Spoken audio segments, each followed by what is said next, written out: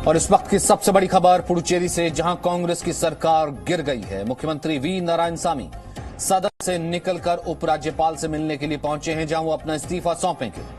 यानी दक्षिण में अब कांग्रेस पूरी तरह से साफ हो गई है। दक्षिण का एक केंद्र शासित प्रदेश जो कि कांग्रेस की जहां सरकार थी, वहां पर भी कांग्रेस की सरकार फिलहाल गिर गई है। मुख्यमंत्री नारायणसामी ने इस्तीफा दे दिया है। नारायणसामी ने उपराज्यपाल को इस्तीफा सौंप दिया है। बहुमत साबित नहीं कर पाए थे नारायणसामी, फ्लोर टेस्ट में भाग ही नहीं लिया, उससे पहले ही सदन छोड़ करके निकल गए और उपराज्यपाल के पास पहुंचे। कांग्रेस की सरकार इस वक्त पुडुचेरी में गिर चुकी है। तो कांग्रेस के लिए एक बहुत बड़ा झटका है दक्षिण की तरफ, क्योंकि आने वाले वक्त में तमिलनाडु में भी चुनाव होने हैं। पुडुचेरी में कांग्रेस का जो बेस था, पुडुचेरी में जो कांग्रेस की सरकार थी, वो लगातार ऐसे अल्पंत पर लग रहा था कि आएगी बीच में, लेकिन कई बार उसे बचाने में कामयाब रहे नारायणसामी।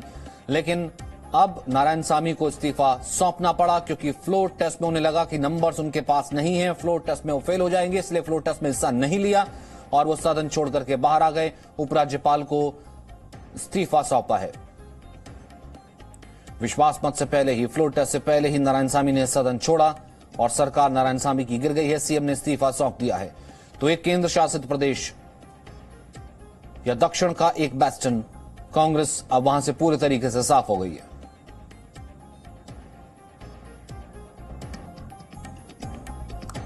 जयपाल इस वक्त हमारे साथ मौजूद है। जयपाल, आपसे पूरा इस वक्त खबर जानना चाहेंगे, क्या फ्लोर टेस्ट विश्वास मत से पहले ही नारायणसामी सदन से बाहर चले गए और इस्तीफा सौंप दिया है? क्या है पूरी खबर?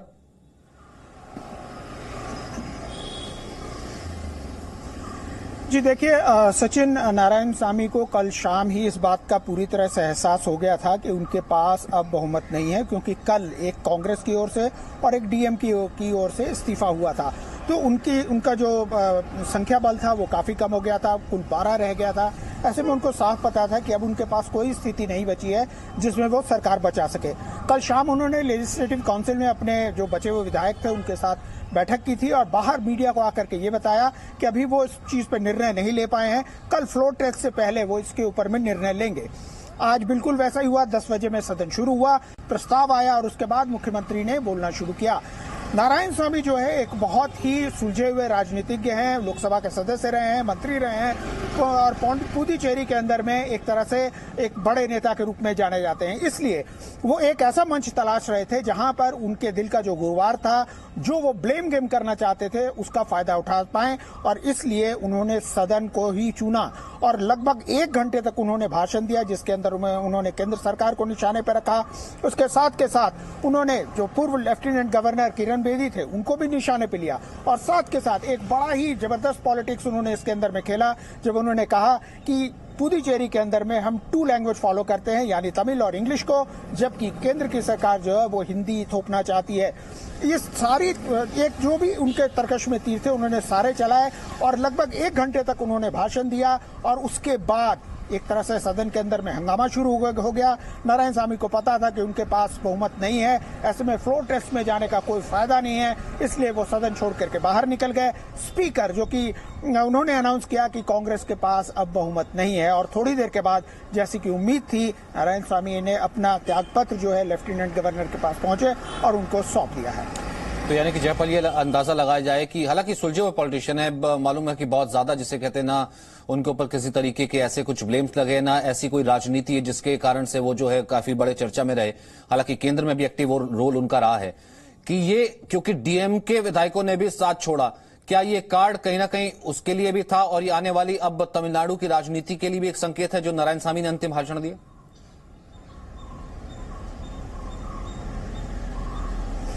जी बिल्कुल, देखिए, जो भी प्रकरण हुआ है वो पिछले 1 महीने के अंदर में ही हुआ है, यानी कि 1 महीने के अंदर में लगातार जिस तरह से कांग्रेस के विधायक नारायणसामी का साथ छोड़ करके निकले, डीएमके के विधायक नारायणसामी का साथ छोड़ करके निकले, ये कहीं न कहीं दर्शाता है कि मुख्यमंत्री की पकड़ अपने विधायकों के पर कमजोर हुई है। दूसरी तरफ एनआर कांग्रेस के जो रंगनाथ स्वामी हैं, जो पूर्व मुख्यमंत्री रहे हैं, और इसके साथ जो भारतीय जनता पार्टी के मनोनीत विधायक हैं और एआईडीएमके, वो मजबूत स्थिति में दिख रहे हैं, क्योंकि एक धड़ा जब कांग्रेस की तरफ का टूट रहा था, ये धड़ा उतना ही मजबूत होता जा रहा था। हालांकि नारायण स्वामी 2 दिन पहले तक ये कह रहे थे कि भले ही आपको ये नजर आ रहा हो कि हमारे विधायक इस्तीफा दे रहे हैं, लेकिन जब फ्लोर टेस्ट की बात आएगी तो आपको पता चलेगा कि हमारा सही नंबर क्या है। यानी उनको ये लग रहा था, या वो ये दावा कर रहे थे कि दूसरी तरफ से क्रॉस वोटिंग होगी, लेकिन उनकी ये सारी चीजें जो हैं वो खत्म हो गई, क्योंकि उनको कल शाम में एहसास हो गया कि अब उनके पास नंबर नहीं है और अब कोई भी तिकड़म जो है सरकार को नहीं बचा पाएगी। और निश्चित रूप से जो 1 घंटे का ये भाषण है वो बहुत महत्वपूर्ण है, क्योंकि इस वक्त सरकार की स्थिति को लेकर के सबकी निगाहें असेंबली की ओर थी और इससे बेहतर कोई मंच नहीं हो सकता था एक मुख्यमंत्री के लिए। इसीलिए नारायण स्वामी ने एक के बाद एक जो भी अपने दिल की भड़ास थी, या उनको जो लगता है कि आने वाले चुनाव के अंदर में जो मुद्दे होंगे, उन मुद्दों को उन्होंने यहाँ पर आधार बनाया और पूरी तरह से केंद्र पर निशाना साधा, और साथ के साथ लेफ्टिनेंट गवर्नर जो पूर्व किरण बेदी रही हैं उनके ऊपर भी निशाना साधा, और साथ के साथ द्रविडियन कार्ड यानी हिंदी विरोध, उसको भी उन्होंने खेल दिया। ठीक है, यानी कि कहीं ना कहीं जैसा कि मैं पहले भी कह रहा था, क्योंकि तमिलनाडु में भी चुनाव होने हैं, एक तरीके से एक टोन सेट करने की कोशिश की है, क्योंकि कांग्रेस अब भी अपना बेस तलाश रही है। हालांकि एक स्टेट उनके पास था, केंद्र शासित प्रदेश, जिस तरीके से उनके हाथ से वो छिन गया, वो है पुडुचेरी। सिद्धार्थ इस वक्त मेरे साथ चेन्नई से जुड़ रहे हैं। सिद्धार्थ, कैसे इसे देखा जाए, क्योंकि एकमात्र बेस्टन था कांग्रेस का पुडुचेरी। उम्मीद थी नारायण स्वामी को कि वो बचा लेंगे, लेकिन एन मोमेंट तक उनको लगा कि नहीं, फ्लोर टेस्ट में उनके पास नंबर नहीं है और इस्तीफा दे दिया। एक्चुअली हम देखेंगे तो पिछले 1 महीने में 6 से ज्यादा रेजिग्नेशन हुए हैं कांग्रेस के एमएलएस के। ये बहुत बड़ा सेटबैक है कांग्रेस पार्टी के लिए, क्योंकि तमिलनाडु में कुछ दिन में भी इलेक्शन होने वाला है। लगभग 2-3 महीने में तमिलनाडु में भी चुनाव होंगे, और यहाँ कांग्रेस पार्टी के इमेज और कांग्रेस पार्टी के क्रेडिबिलिटी को ये डेंट कर रहा है, क्योंकि जो रूलिंग पार्टी के एमएलए जो एक रूलिंग अलायंस में है वो क्विट कर रहे हैं। एक एमएलए के दूसरे रीजंस है।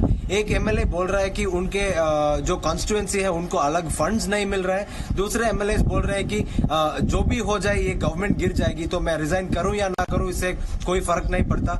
एक एमएलए एक रीजंस कह रहे हैं। काफी सीनियर एमएलए ने कहा है कि उनको इस पार्टी में और उनको इस गवर्नमेंट में अपने ड्यू नहीं मिल रहा है, कि इनको सीनियर मिनिस्ट्रियल पोस्ट चाहिए था पर इनको वो मिल नहीं रहा है। तो वो जो चाह रहे हैं वो उनको नहीं दिया जा रहा है। पुडुचेरी के फॉर्मर सीएम नारायण स्वामी उनको नहीं दे रहे हैं। तो यही है सबसे बड़ा इशू, और वहां कांग्रेस पार्टी के अंदर ही एक इंस्टेबिलिटी दिखाया जा रहा है बहुत महीनों से।